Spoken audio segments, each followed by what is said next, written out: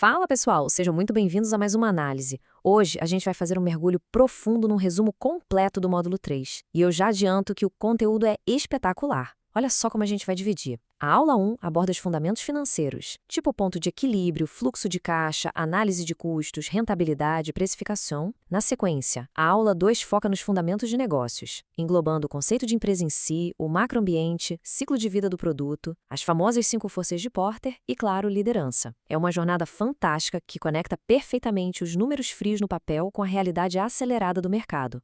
Mas antes de entrar nos detalhes, para e pensa nessa pergunta. Por que empresas que dão lucro quebram? Parece completamente contraintuitivo, não é mesmo? Como é possível uma operação vender horrores, fechar no azul e de uma hora para outra simplesmente fechar as portas? A resposta para isso está numa diferença muito sutil, mas extremamente perigosa, entre o que é o lucro contábil e o que é o dinheiro real no caixa. E é exatamente isso que a gente vai desvendar agora. Para estruturar bem a nossa conversa e ninguém se perder, a gente vai seguir esse mapa aqui.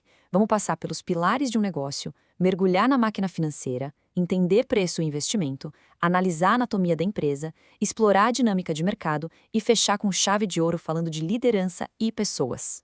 Então, bora pro número 1, os pilares de um negócio. E já vou logo avisando que você não precisa de um doutorado em economia para entender isso, tá? É tudo muito prático. A verdade é que todo negócio, sem exceção, opera em duas frentes o tempo todo. Existe o motor interno, que é a mecânica financeira e operacional da coisa, e existe o ambiente externo, que é como você lida com o mercado competitivo e as pessoas. Tentar ignorar um desses lados é basicamente como tentar remar um barco usando um remo só.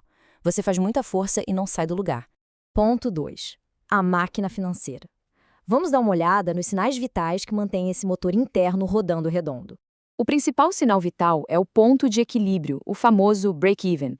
Ele é a bússola de qualquer pessoa que empreende. Resumindo de um jeito bem simples, é o valor mínimo de vendas que a empresa precisa fazer só para pagar as contas. O lucro é zero, mas o prejuízo também é zero. Se você não sabe que número é esse, você está tomando decisões totalmente às cegas. E para descobrir isso, tem uma fórmula que é quase mágica de tão precisa. Você pega os custos fixos totais e divide pela margem de contribuição unitária.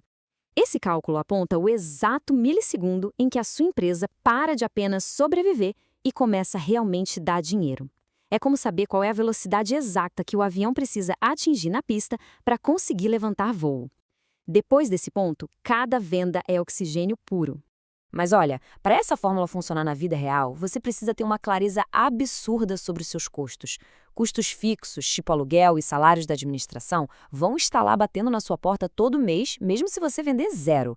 Já os custos variáveis, como a matéria-prima e as comissões, eles só aparecem ou crescem quando as vendas aumentam. Misturar essas duas gavetas acaba com qualquer planejamento. O que nos traz de volta para aquela nossa pergunta lá do início? Lucro contábil definitivamente não é a mesma coisa que disponibilidade de dinheiro. Você pode vender produtos a rodo, parcelar tudo em 12 vezes e registrar um lucro contábil maravilhoso. Mas adivinha, o caixa de hoje pode estar vazio para pagar os funcionários. É por isso que projetar o fluxo de caixa com muito cuidado é o que te salva do abismo. Seguindo em frente. 3. Preço, retorno e investimento. Agora que os custos estão sob controle, como a gente precifica e mede se o negócio vale a pena? A formação do preço funciona como uma escada. O primeiro degrau é sempre o custo do seu produto ou serviço. Depois, você soma os impostos, as comissões e, obviamente, a margem de lucro que você quer ter. Só que aqui vai um alerta importantíssimo. O seu custo define qual é o seu piso, mas é o mercado, o cliente e a concorrência que vão estabelecer o seu teto. A palavra final é sempre do mercado. Para visualizar todo esse cenário financeiro ao mesmo tempo, a gente usa a DRE, a demonstração de resultado. É sensacional. Ela funciona como um espelho retrovisor, mostrando da sua venda bruta até chegar lá no finalzinho no lucro líquido. Só que o mais incrível é que quando você projeta ela para o futuro, ela vira um farol super potente para guiar as suas próximas decisões de investimento. Eu adoro essa reflexão que veio do nosso material base. Ela mostra que sim, claro que a gente tem que considerar o custo de oportunidade e comparar o negócio com a renda fixa. Mas o grande ponto é, um negócio muito bem estruturado e gerido não tem teto. O potencial dele é infinitamente maior e tende a esmagar o retorno de qualquer aplicação tradicional com o passar do tempo. E existe um conceito poderosíssimo para acelerar esse crescimento, que é a alavancagem financeira. Pegar crédito, desde que seja de forma inteligente, não é fraqueza, é pura estratégia. Se você capta um dinheiro a um custo, sei lá, X, e aplica isso no seu negócio, gerando um retorno Y, que é muito maior, você acabou de criar um multiplicador fenomenal. Você cresce mais rápido usando o dinheiro dos outros e preserva o seu próprio caixa. 4. Anatomia de uma empresa. Vamos tirar o foco apenas das planilhas numéricas e olhar para o corpo inteiro da organização. Qualquer empresa é feita basicamente da combinação de 5 ingredientes: estrutura, pessoas, processos, capital e tecnologia. O grande desafio de quem lidera não é só ir lá e comprar esses ingredientes, é descobrir a receita exata, a combinação mais harmônica entre eles para criar algo único. É essa alquimia que minimiza os custos e cria uma vantagem que a concorrência não consegue copiar. E aqui a gente entra numa metáfora fantástica. O jeito antigo de pensar via empresa como uma máquina, super rígida, cheia de engrenagens repetitivas, onde as pessoas são só peças substituíveis. Mas, sinceramente, isso desmorona no século XXI. O mercado de hoje exige que a sua empresa seja um organismo vivo, ágil, sensível ao que acontece em volta, cheio de autonomia e que se adapte em tempo real.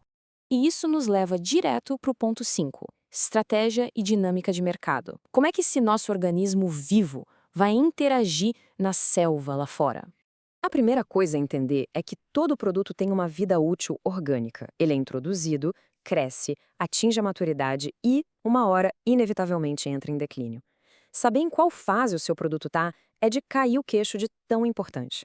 Porque imagina só, torrar uma verba gigante de marketing num produto que já está caindo pelas tabelas na fase de declínio é literalmente como colocar combustível de corrida num carro que está sem motor. E esse ciclo todo acontece num ambiente cheio de pressões. O modelo das 5 forças do Michael Porter mapeia isso perfeitamente. A rentabilidade do seu setor não acontece por acaso. Ela é pressionada o tempo inteiro, pela rivalidade dos seus concorrentes, por quem está tentando entrar no mercado agora, por produtos que podem substituir o seu e pelo poder de negociação tanto de quem te vende quanto de quem compra de você. Então, para fugir daquela guerra de preços sangrenta, a saída de mestre é a segmentação. Agrupar o mercado olhando para o tamanho, para o crescimento, para a rentabilidade e focando em nichos inexplorados. Quando você vira referência num nicho muito específico, você simplesmente para de brigar por centavos. Você começa a brigar por relevância e o cliente paga o que for preciso. 6. Liderança e capital humano. Chegamos no cérebro e no sistema nervoso desse nosso organismo vivo. Sabe qual é o recurso mais difícil de copiar em qualquer lugar do mundo? Não é a tecnologia, são as pessoas.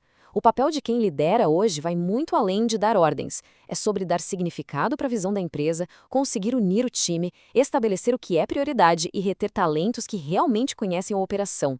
Buscar apenas mão de obra barata não é mais vantagem competitiva. O que vence o jogo hoje é ter conhecimento prático e uma equipe muito engajada. O que nos traz para essa nossa provocação final para fechar o raciocínio? Ao dominar os números, entender o mercado e engajar pessoas, a gente muda a chave. A pergunta que fica para todo mundo é: a sua operação está apenas sobrevivendo por aí como uma máquina rígida, prestes a estourar uma engrenagem na próxima crise, ou ela já está respirando, aprendendo e evoluindo como um organismo vivo pronto para liderar o mercado? Pensa muito bem nisso. Um abraço e até a próxima.